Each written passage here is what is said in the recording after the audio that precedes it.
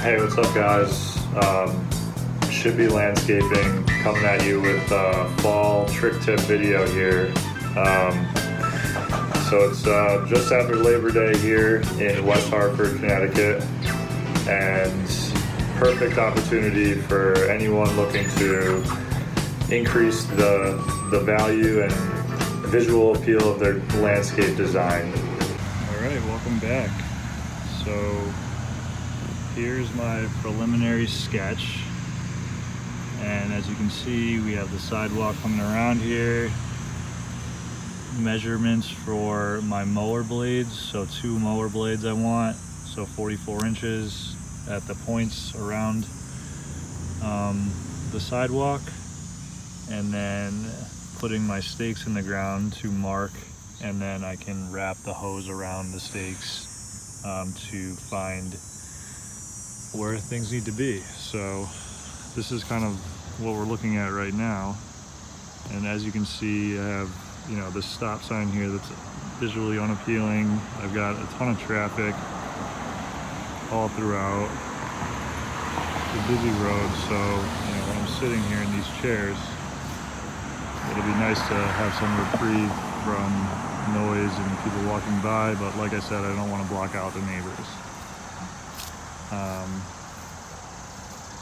So pretty much, you just find your staking points, put them in the ground, you find your center, and I think the biggest rule of thumb here is that you can always go bigger. You can't go smaller. It'd be a lot of work. So I think now what we're gonna do is we're gonna hit the spray paint on here, and then we could just start digging, but I'm gonna buzz this down to eliminate some of the grass findings, and then mow it, and then rototill, and this should be ready for planting.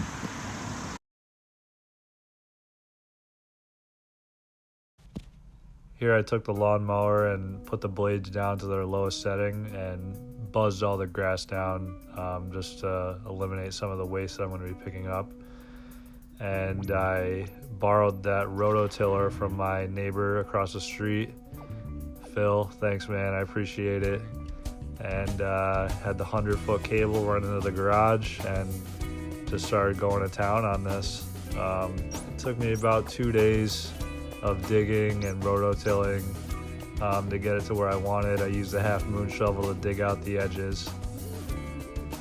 And it was definitely rewarding. Got to talk to a lot of people on the way, met a lot of neighbors, so it was a good time. So here I got bored on one of my lunch breaks for work, and I decided to rototill the edge of my lawn. It had gotten all chopped up over the years from weed whacking, so I just wanted to rototill it out and then put the dirt back in and kind of make a nice ramp going up to it. Just get everything nice and even and looking good again.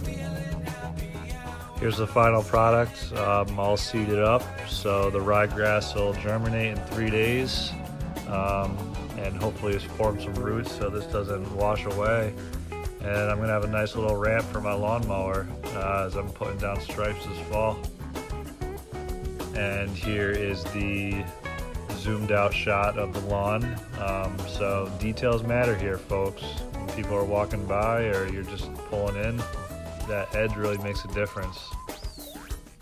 So back to the original project. So this is the finished bed. So the edges I'll probably do again at the end, but this was a nightmare having to rototill this thing right next to that red maple tree that's probably 20 feet adjacent. So yeah, we got it done. So now we're gonna kind of go dig in the hedge and try to find some other plants to put in this. Took a beer break, went to New Park Brewing Company, got some blenders and some IPAs, and went to Home Depot to get some grass seed. Just a quick little detour. You always got to take breaks here and there.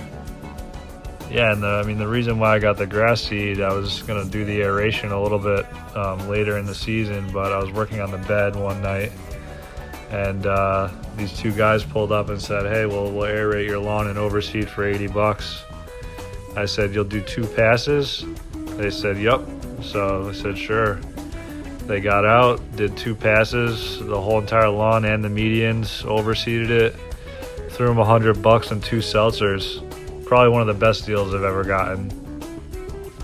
And so the first day after the bed was kind of finished, the aeration is over. We went to a local store and bought some sedum to kind of line the front. So I think this should look good. We're planning to do kind of around the whole thing, but you know, this was $100 for those plants, and we just said, you know, we have a lot of plants at home, so our entire hedge is actually filled with different plants, which I can describe in further detail. This is the final product. So from left to right, starting from the back, we put in a grass, Spirea, Rose of Sharon, Weigelia, Rose of Sharon, Spirea, another grass. And then in that middle portion, we did yellow iris, lilies, Montauk daisy, lilies, Siberian iris, and then of course a sedum to round it out. We subsequently put in azalea, another little Weigelia, and then transplanted some sedum. Overall, great project. Can't thank my wife enough for all of her help and her family for providing a lot of these plants. Until next time, over and out.